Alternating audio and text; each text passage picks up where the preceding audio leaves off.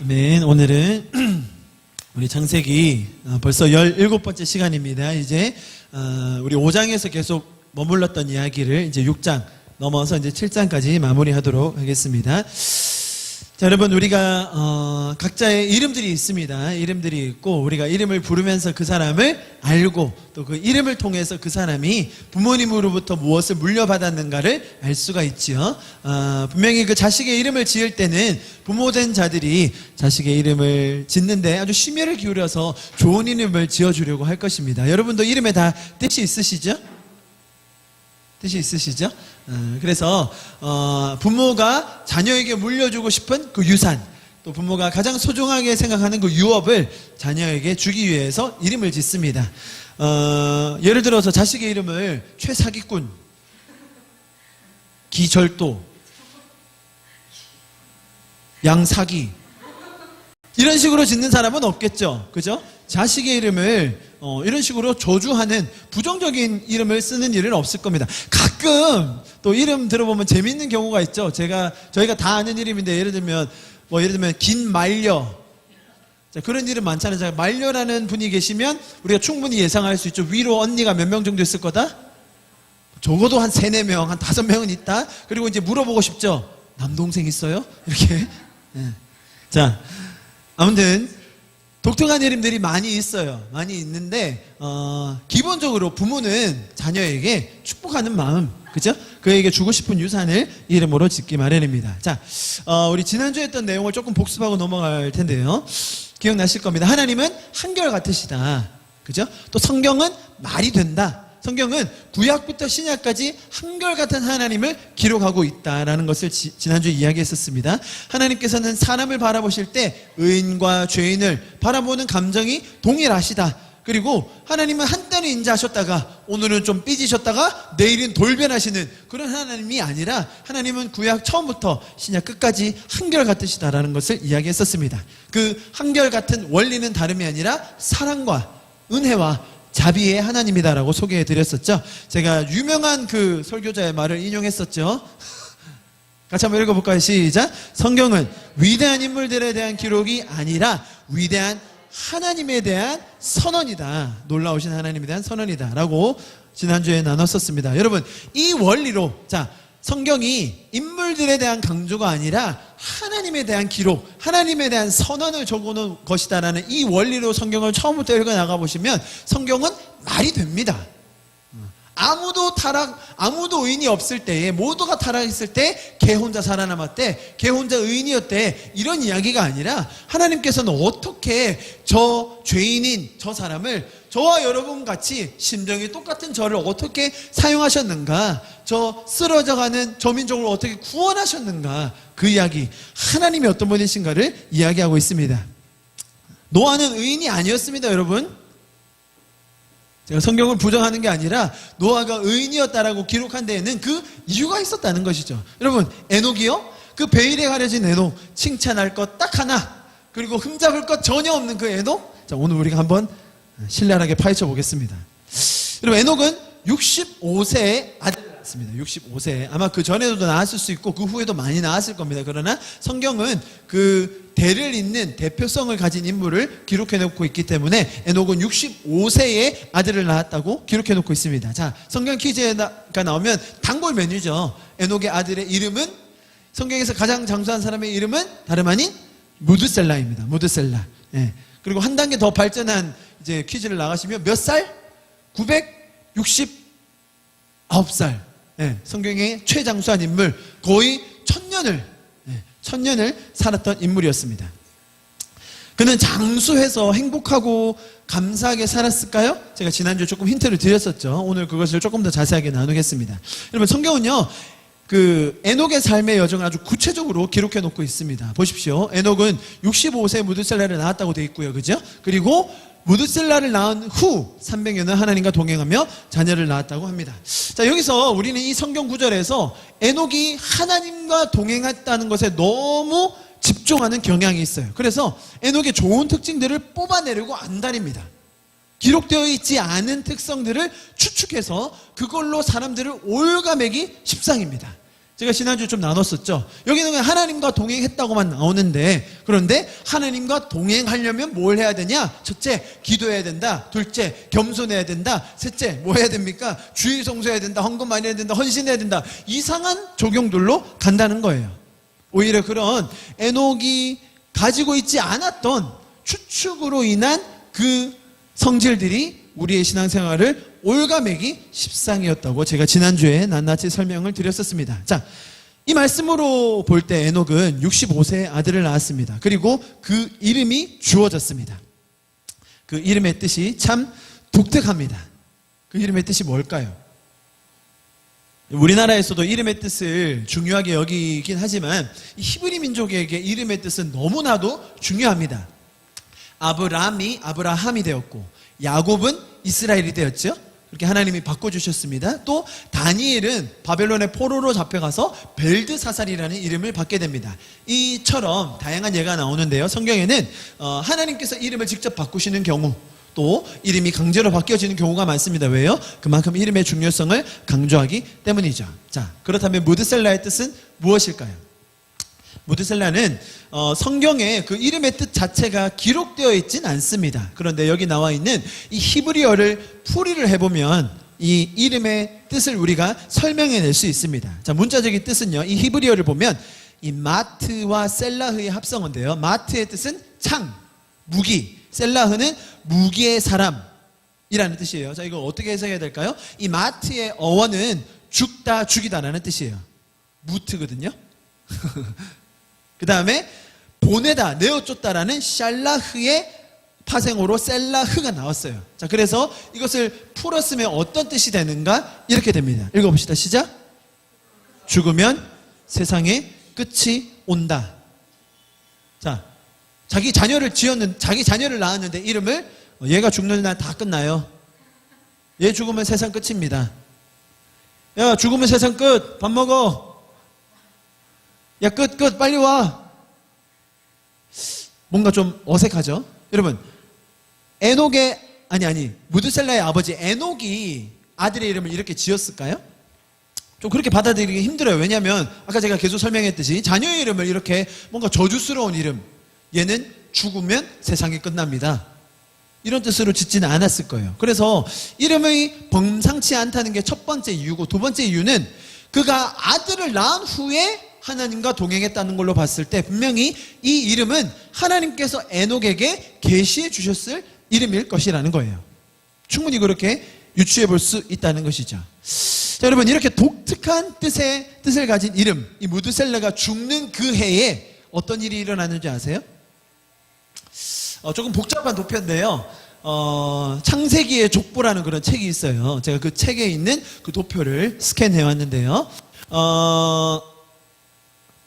그러니까 지금 이 연대표는 아주 문자 그대로 성경을 해석해서 그 연도를 분석해 놓은 책이고요. 그리고 그 연도에 따라 사람들의 수명과 그리고 누가 같이 동시대를 살았는지, 어떤 일들이 일어났는지를 아주 간략하게 보여주고 있는 책입니다. 보시면, 자, 아담이 0으로 치자는 거예요. 아담이 태어났을 때를. 무슨 말인지 아시겠죠? 아담이 태어났을 때가 0이면 아담은 930년을 살았어요. 그리고 아담이 130세 때 셋을 낳았고, 셋이 105세 때 에노스를 낳았고, 에노스가 90세 때 게난을 낳았다.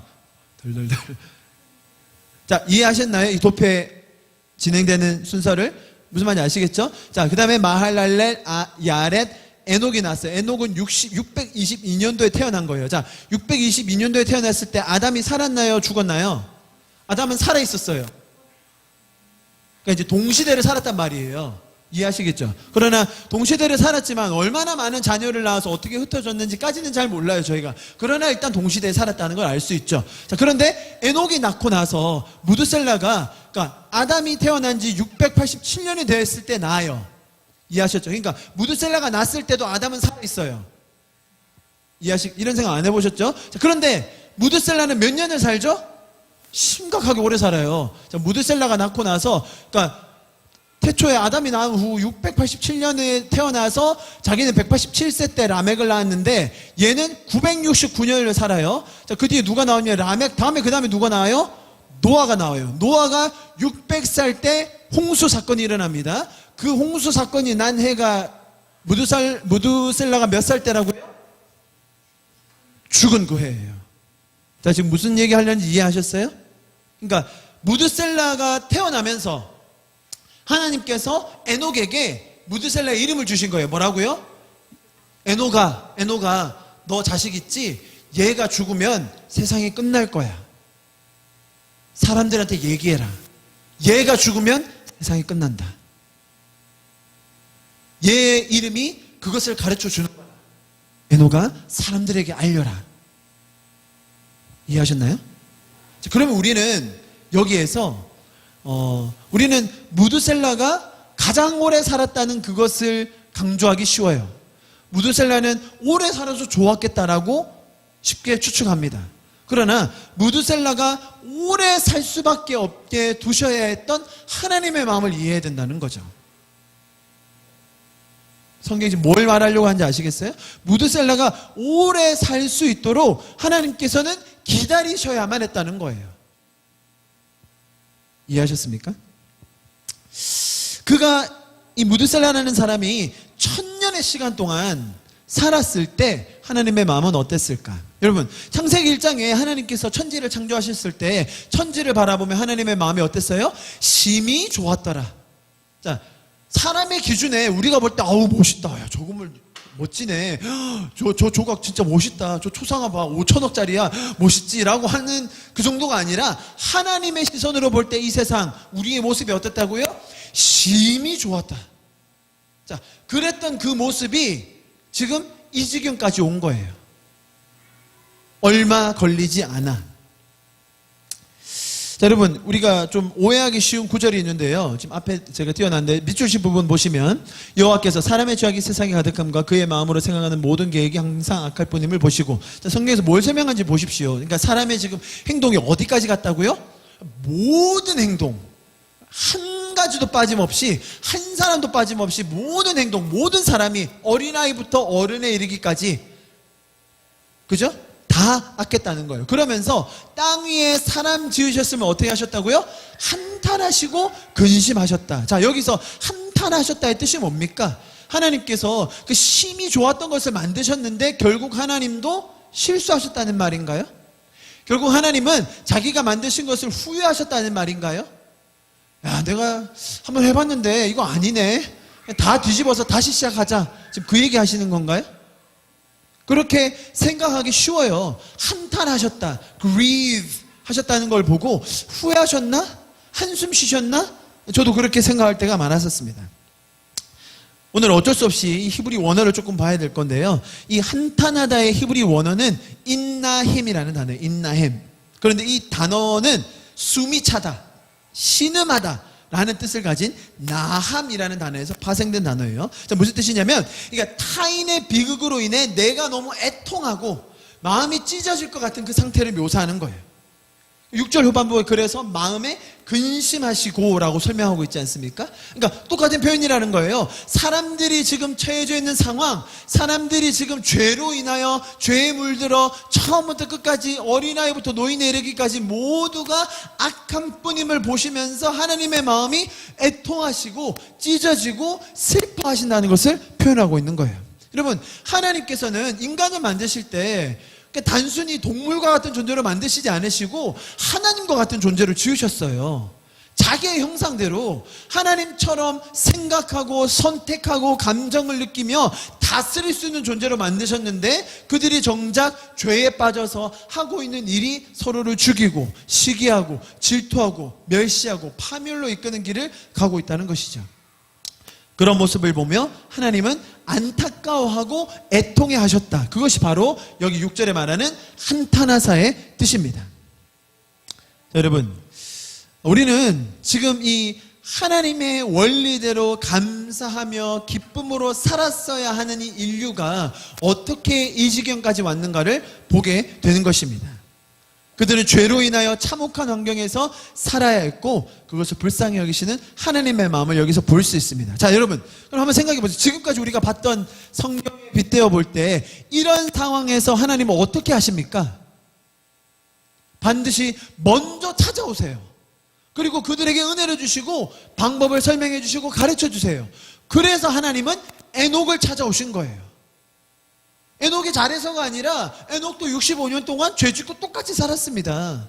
타락한 세상 속에 어찌할 바를 몰라 살았습니다. 그런데 그 에녹에게 나타나 주십니다. 그리고 그에게 아들을 주시면서 아들의 이름을 지어주십니다. 이 아들의 이름을 기억하라고요. 사람들이 다 알아듣도록 지어주십니다. 에녹은 65년간 죄를 짓고 살았지만 이 아들의 이름이 주어진 이후, 하나님의 은혜를 깨달은 이후 에녹은 드디어 하나님과 동행할 수 있었던 것이죠. 여러분, 이것이 하나님의 은혜라는 거예요. 하나님은 항상 먼저 찾아오시고 먼저 말씀해 주시고 먼저 은혜를 주셔서 우리 인간이 그 은혜에 반응하여 살 수 있도록 하나님은 도와주신다는 것입니다. 여러분, 그 은혜를 아는 우리가 지금 이 자리에 모여서 그 은혜에 반응하며 살 수 있다는 것은 정말로 감격 그 자체라고 할 수 있습니다. 자, 그럼에도 불구하고 우리의 마음에는 홍수로 세상을 쓸어버리시고 멸절하시는 하나님에 대한 의문이 많이 남습니다. 여러분, 그렇지 않습니까? 결국 하나님은 화나시면 이렇게 다 쓸어버리시는 분이신가? 꼭 그래야만 했는가? 이것이 진정 자비와 긍휼의 하나님이라는 것인가? 이렇게 하는 것이 하나님의 최선이셨나? 여러분, 이런 질문 드시지 않습니까? 이런 질문이 드는 그 이면에는 어떤 가정, 추측이 있다고 저는 생각합니다. 자, 노아의 홍수 때 죽은 모든 인류는 지옥으로 갔을 것이다. 노아의 가정, 그 가정 외에 그때 홍수 때 죽었던 모든 사람들은 다 지옥에 갔다. 그 속에서 하늘로 들림받은 에녹, 그리고 방주에 탔던 노아 가정만 홍수로 인한 심판을 피하고 천국으로 갔고 나머지는 다 지옥으로 갔다는 그런 생각이 있지 않습니까? 자, 그런 가정과 생각은요, 성경의 이야기에 그치는 것이 아니라 나와 내 주변의 사람들에게도 동일하게 적용될 수 있기 때문에 이런 생각의 덫이 우리 앞에 놓여져 있는 하나님을 더 두렵고 무섭고 비위 맞추기 힘든 분으로 여기게 된다는 거예요. 여러분, 아주 어려운 주제입니다. 이것은 저는 이것을 오늘 여러분과 두 가지 측면에서 좀 같이 보기를 원합니다. 먼저는 이때 죽은 사람들의 입장을 좀 같이 보겠습니다. 이때 죽은 사람들의 입장. 제가 지난주도 이야기했고 서두에서도 좀 언급을 했지만 당시 가장 장수하고 그 시대를 설명해주는 아주 독특한 이름을 가졌던 무드셀라는 무병장수하면서 행복했을까라는 질문이에요. 여러분, 지금이야 무병장수하는 것이 인간이 꿈꾸는 꿈 중에 가장 큰 꿈 중에 하나입니다. 그러면 성경은 무드셀라의 그런 무병장수했던 것을 우리가 지금 생각하는 그런 축복, 무병장수의 모델로 우리에게 제시해주고 있을까요? 정반대죠. 정반대. 예를 한번 들어보겠습니다. 여러분, 인간이 경험할 수 있는 가장 고통스러운 상황은 전쟁입니다. 전쟁. 자연재해도 있고요. 사건, 사고도 있습니다. 그러나, 많은 인류학자들 그리고 심리학자들이 이야기할 때 인간이 경험할 수 있는 가장 큰 고통은 전쟁이다. 왜냐하면 자연재해나 사건, 사고들도 사람들이 죽고 다치긴 합니다만 그것에 대한 원인이 타자죠. 혹은, 인간이 아닌 다른 아니면 실수 등이지만 전쟁은 어떻습니까? 의도적으로 인간이 인간을 죽이는 상황이잖아요. 그죠? 그리고 그 전쟁의 원인은 그런 민간인이나 일반 사람들의 유익보다는 대부분 상위 권력의 탐욕, 그들의 집단 이기심 때문에 발발하는 경우가 많습니다. 그리고 그 전쟁은 대부분 민간인들과 어린이들의 피해로 고스란히 남게 되기 때문에 인간이 겪게 되는 가장 큰 고통을 전쟁이라고 설명하곤 합니다. 전쟁의 이유는 다분히 종교적인, 정치적인, 경제적인 이유로 시작되곤 하죠. 지금 그것을 가장 적나라하게 보여주는 것이 시리아 전쟁입니다. 여러분, 현재 시리아는 내전 중입니다. 2011년 3월에 시작한 내전이 지금 올해로 7년째를 맞이하고 있습니다. 제가 검색해 보니까요, 가장 최근의 뉴스, 지난 11월에 났던 뉴스에 뭐라고 나와 있냐면 지금까지 사망자가 34만 명입니다. 7년 동안 전쟁에서 사망자가 34만 명. 난민의 숫자는 수백만 명입니다. 거의 수를 헤아릴 수 없습니다. 나라 전체가 파괴되었다고 봐도 무방할 것입니다. 제가 몇 가지 사진을 준비해 봤습니다. 지금 현재 시리아는 이런 상황입니다. 대부분의 도시가 이렇습니다. 제가 사진을 검열해서 그래도 우리가 함께 볼 수 있을 만한 것들로만 준비했습니다. 더 참혹합니다. 여러분, 이런 상황 속에 이것이 매일매일의 삶입니다. 매일매일의 삶. 이런 삶 속에 여러분 어떤 마음이 드시겠습니까? 우리의 마음에 가장 큰 경종을 울렸던 사진 이 한 장이죠. 크루디라는 소년입니다. 난민으로서 탈출하다가 해변에 빠져 죽은 소년입니다. 해변에서 죽어있는 이 소년을 한 사진작가가 봤고 그 찍은 사진이 전 세계에 큰 방향을 일으켰죠. 얘는 아주 대표적인 한 명입니다. 대표적인 한 명이고, 이 외에도 그 국경을 넘으며 바다를 건너며 빠져 죽은 사람, 인신매매로 팔려간 아이들, 수를 헤아릴 수 없습니다. 여러분, 한번 질문 드리고 싶습니다. 이런 상황, 지금 현재 시리아 상황에 우리가 우리의 자녀를 키운다면 어떤 마음이겠습니까? 이런 시리아의 상황 속에 내가 살아가야 한다면 여러분 마음이 어떨까요? 여러분, 제가 감히 말씀드리지만 노아의 때는 이랬을 겁니다. 노아의 때는 이거보다 더 심했을 겁니다. 한번 생각해 보십시오. 하나님이 그렇게 묘사하셨어요. 사람의 모든 생각이 악하다. 어린아이부터 가장 노인에 이르기까지 모든 사람의 모든 생각이 악한 시대였어요. 지금 우리는 긍휼의 마음이 있습니다. 지금 우리는 선한 마음이 있어서 이런 시리아 사진을 보며 마음이 아픕니다. 사진을 보면서 눈물을 흘립니다. 그죠? 그러나 당시 사람들은 그런 게 없었어요. 모두가 다 악한 생각만 했다는 거예요. 여러분, 그렇다면 이런 곳에서 오래 살고 싶었을까요?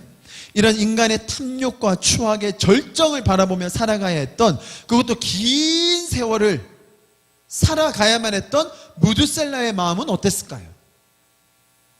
자신에게 주어진 이름이 있죠. 아마 그것을 기억했을까요? 너무 죄악이 팽배해 있고, 그리고 너무 오랜 시절이 지나 자기 자신의 이름을 까먹었을까요? 잘 모르겠습니다. 그러나 그럼에도 불구하고 자신의 이름이 불려질 때마다 어렴풋이 기억나는 그 뜻, 내가 가지고 있는 그 운명, 그는 분명히 그것을 알고 있었을 것입니다. 오히려 무드셀라에게 무병장수의 꿈보다는 속히 이 전쟁과 같은 참혹한 시대가 끝나는 것이 그가 기대하고 바라던 한 점의 희망이었는지도 모르겠습니다. 아니요, 모두의 희망이었는지도 모르겠습니다. 누군가는 이 지옥과 같은 삶을 끝내주기를 바랬을지도 모르겠습니다. 제 생각에는 아마 다 그랬을 겁니다. 노아의 시대 때를 묘사할 때 나와 있는 그림들이 있어요. 막 술 마시고 흥청망청 사는, 막 즐겁게 즐기고 있는 사람들의 모습을 그려놓은 그림들을 많이 보았었습니다. 저는 오히려 그 그림보다는 제가 지금 보여드렸던 이런 시리아 전쟁의 상황, 서로를 죽이고 아무 죄책감 없이 서로를 죽이고 서로를 헐뜯고 빼앗고 갈취하고 쾌락이 난무했던 시대가 노아의 시대였을 것입니다. 여러분, 하나님은요 잔인하지 않으세요. 하나님은 쉽게 노하지 않으세요. 반대로 말하면 성경은 노하기를 더디하신다고 이야기합니다. 그분의 인자는 영원하고 긍휼이 끝이 없다고 이야기합니다.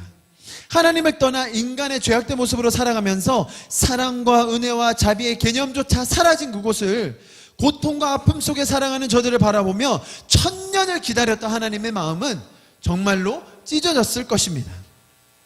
그 단 하나의 희망도 보이지 않는 그때에 하나님의 마음은 한탄해하고 계셨습니다.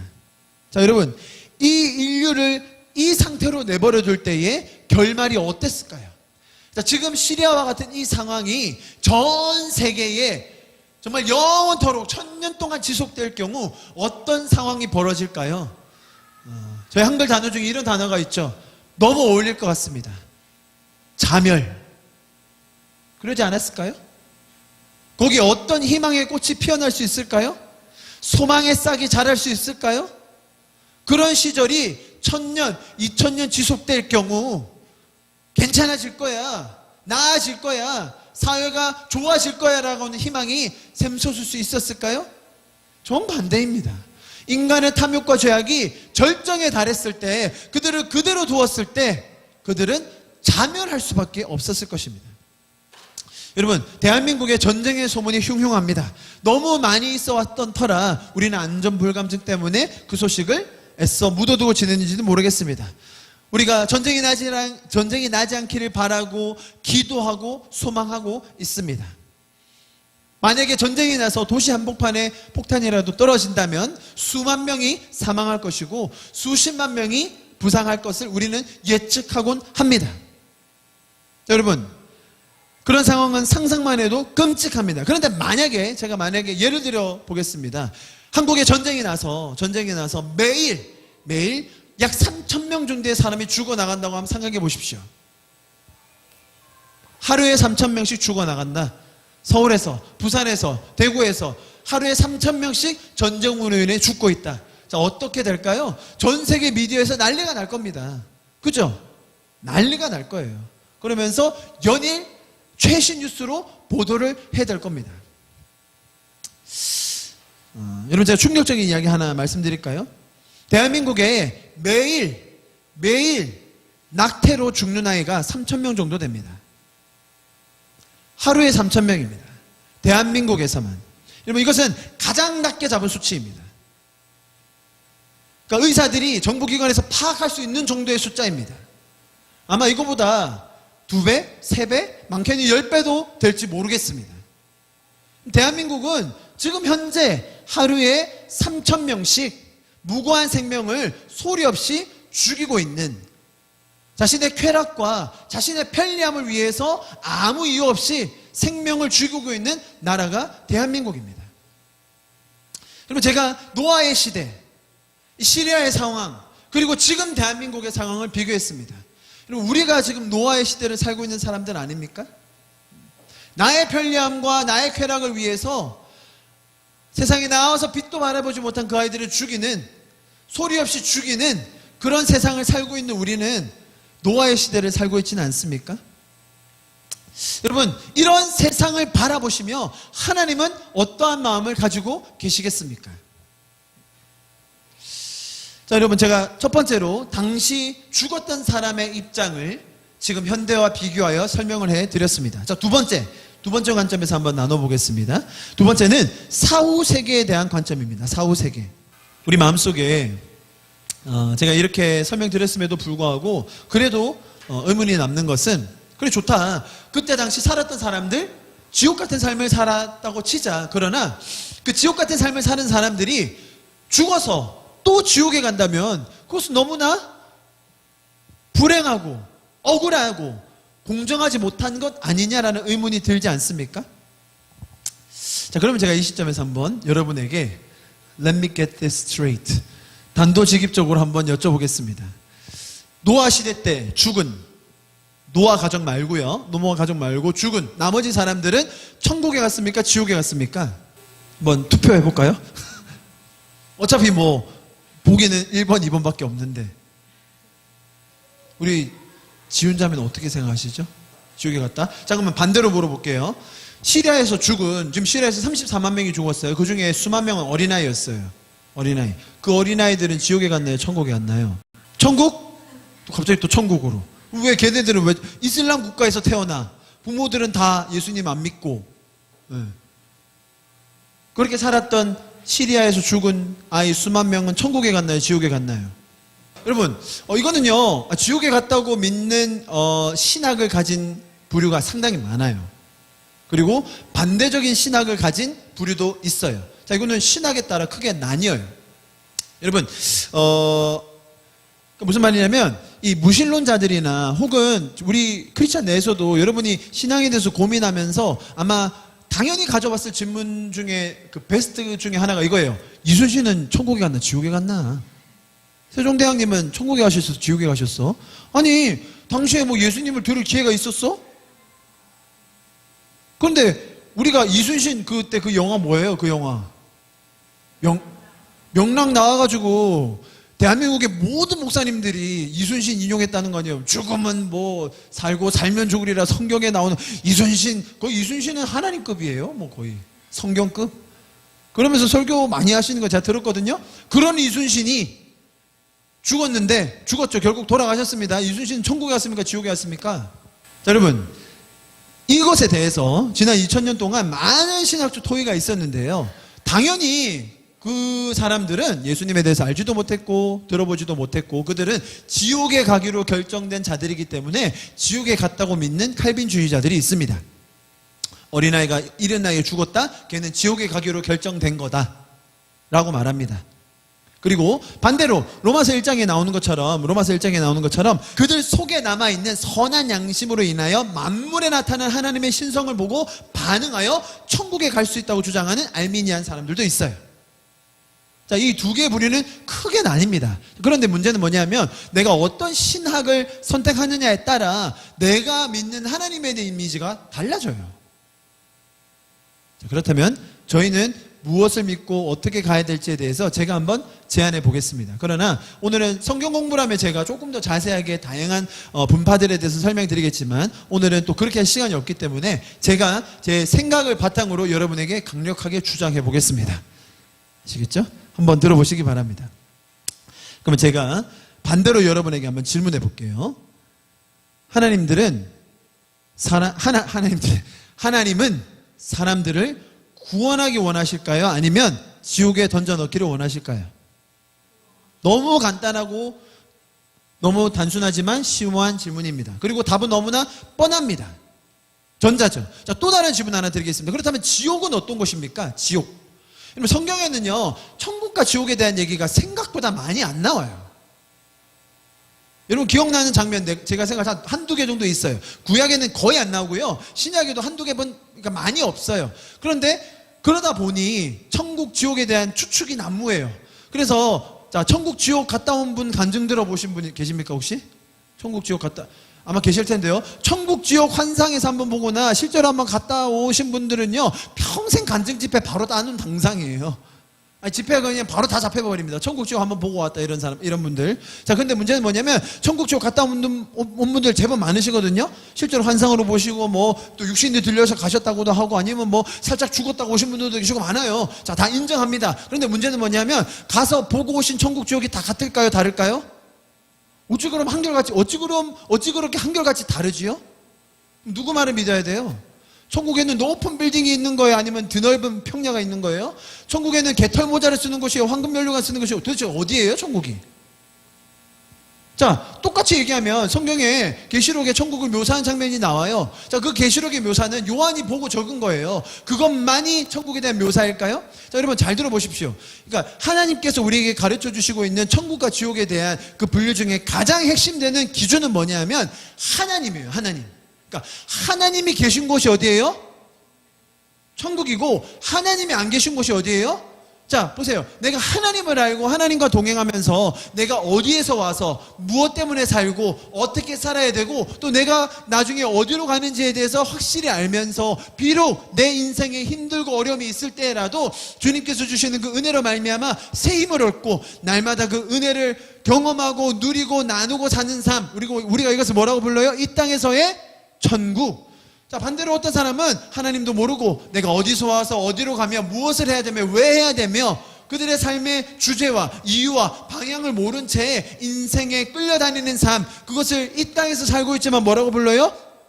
지옥 같은 삶. 여러분, 그것은 그냥 인간적인 기준에서 말하는 성공의 척도와는 완전 다른 거예요. 심지어 가장 큰 부를 가지고 있더라도 그 마음에 지옥 같다면 그것이 지옥과 같은 삶이죠. 대한민국에서 가장 1등인 부자, 그분 계시잖아요. 그분의 자녀들 우리가 잘 알잖아요. 한 명은 자살하고, 한 명은 이혼하고, 또 한 명은 감옥 가고, 자기는 누워있고. 우리가 그 사람 돈 많다고 부러워합니까? 부러워하는 분들이 계시죠. 그러나 그의 마음은 천국이 아닙니다. 여러분, 성경에서 아주 명백하게 직시하고 있는 천국과 지옥의 구분은 하나님입니다. 하나님. 이해하시겠습니까? 자, 이 기준에서 제가 계속 말씀드려 볼게요.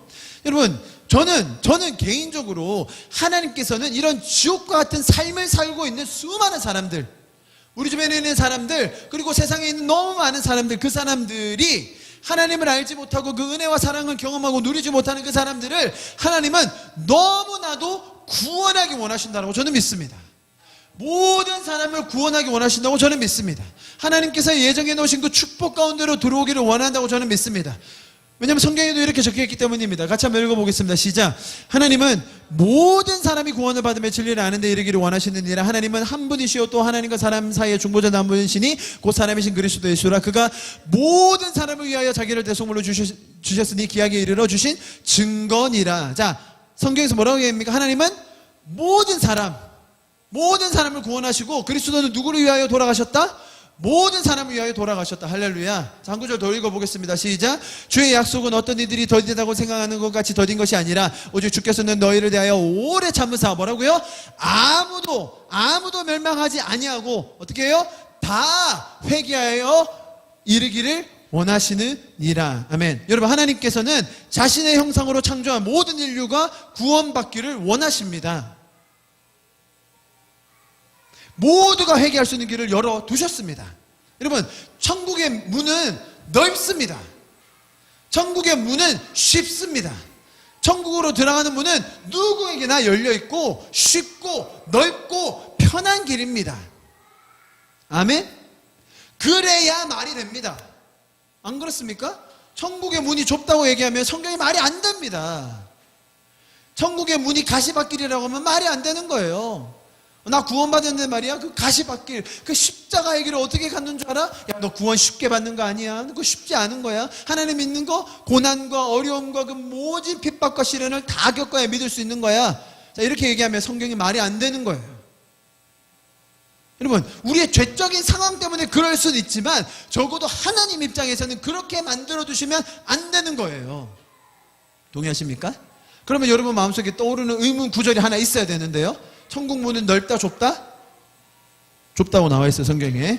자, 같이 읽어보겠습니다. 시작. 구하라 그리하면 너에게 주실 것이요 찾으라 그리하면 찾아낼 것이요 문을 두드리라 그리하면 너에게 열릴 것이니 구하는 이마다 받을 것이요 찾는 이는 찾아낼 것이요 두드리는 이에게는 열릴 것이라. 됐죠? 자, 성경, 그러니까 하나님의 그 은혜와 축복이 누구한테 온다?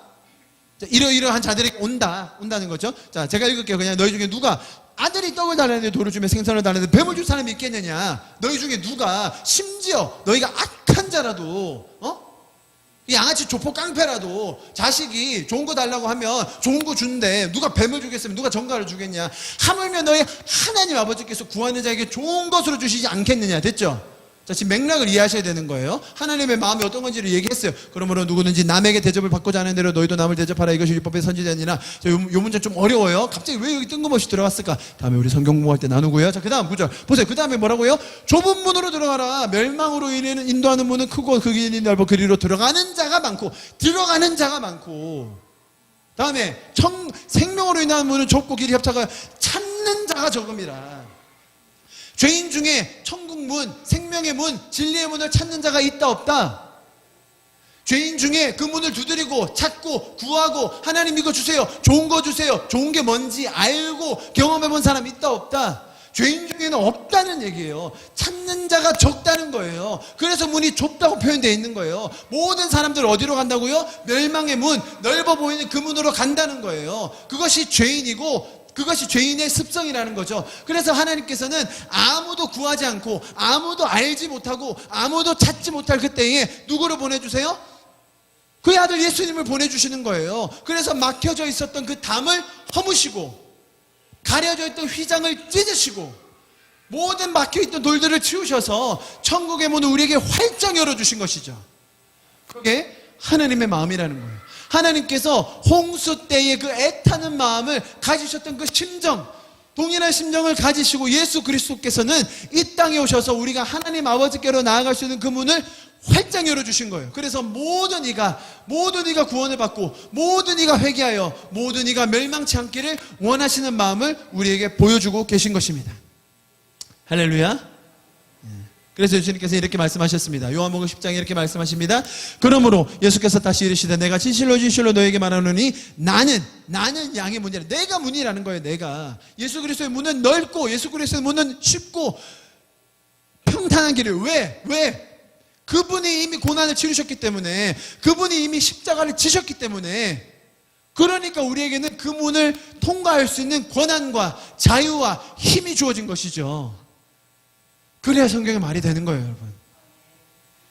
나보다 먼저 온 자는 다 절도의 강도니 양들이 듣지 아니하느니라. 내가 문이니 누구든지 나로 말미암아 들어가며 구원을 받고 또 들어가며 나오며 꼴을 얻으리라. 도둑이 오는 것은 도둑질하고 죽이고 멸망시키려는 것뿐이요 내가 온 것은 양으로 생명을 얻게 하고 더 풍성히 얻게 하려는 것이라. 나는 선한 목자라. 선한 목자는 양들을 위하여 목숨을 버리거니와. 아멘.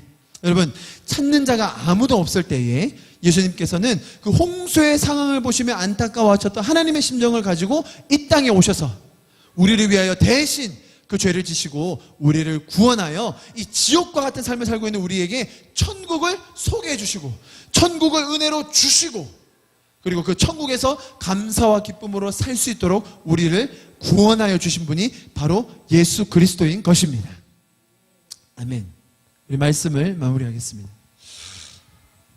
여러분, 노아는 아무런 특별한 게 없었던 사람입니다. 근데 의인도 아니었고 우리와 똑같이 실수투성인 문제 많은 사람이었습니다. 그 죄악이 관영한 세상 속에서 어찌 살 바를 몰라 헤매고 있던 방황하는 영혼이었습니다. 그런 그에게 하나님은 아무런 자격과 조건을 따지지 않으시고 은혜를 먼저 주셨습니다. 그래서 우리는 그것을 은혜라고 부릅니다. 여러분, 저와 여러분은 지금 어떻게 이 자리에 있게 되었습니까?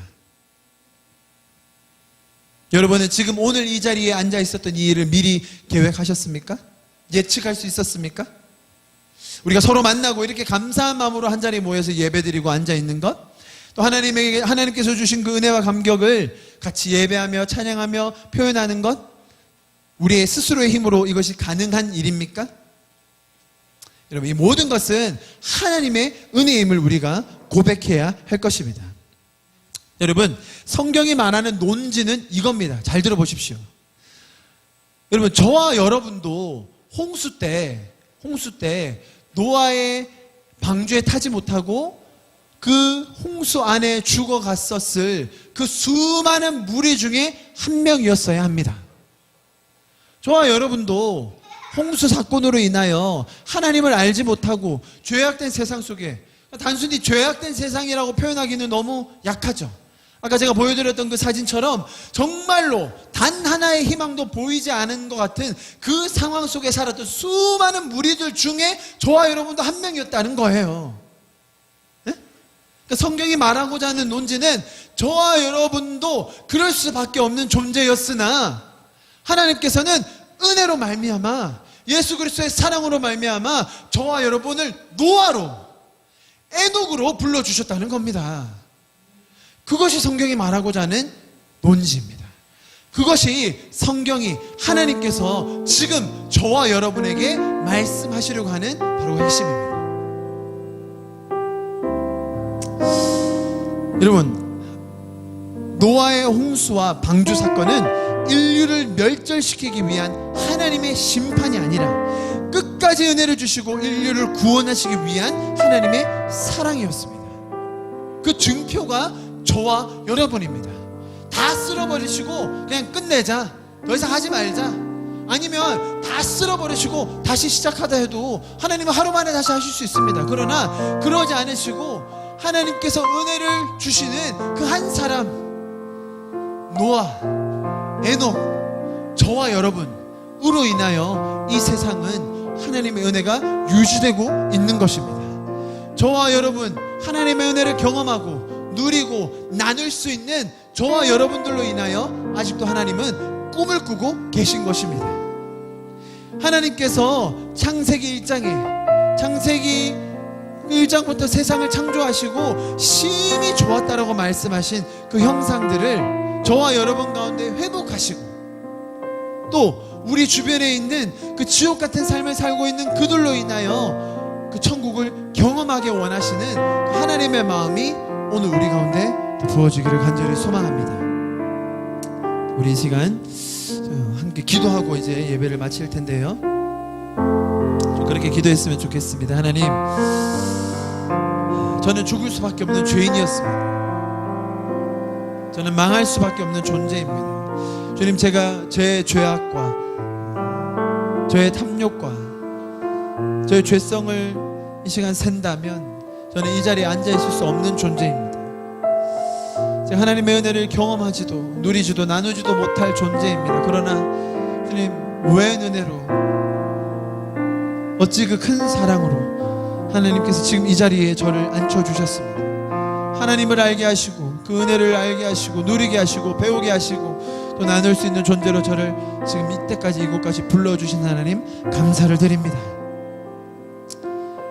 저를 그 홍수 속에 죽어가는 한 명으로 두지 아니하시고 살리셔서 건지셔서 예수 그리스도의 사랑을 알게 하셔서 아무도 멸망치 않게 하기 원하시는 그 하나님의 마음을 전하는 자로 저를 이 시간 세워주심에 감사를 드립니다. 주님, 제가 그 하나님의 마음을 더 알기를 소망합니다. 그 하나님의 은혜를 더 누리기를 소망합니다. 그리고 놀라우신 주님의 사랑을 더 전하는 자로 이 땅에서 살아가기를 간절히 소망합니다. 주님, 저를 그렇게 사용하여 주시고 저에게 그렇게 더 큰 은혜를 깨닫게 하여 주시옵소서. 우리 자신을 주님께 올려드리면서 우리 교회를 주님께 올려드리면서 우리 마지막으로 같이 기도하고 예배를 마치도록 하겠습니다. 기도하시겠습니다. 주님, 그렇습니다. 감사합니다. 주님께서 우리를 이곳까지 불러주셨습니다.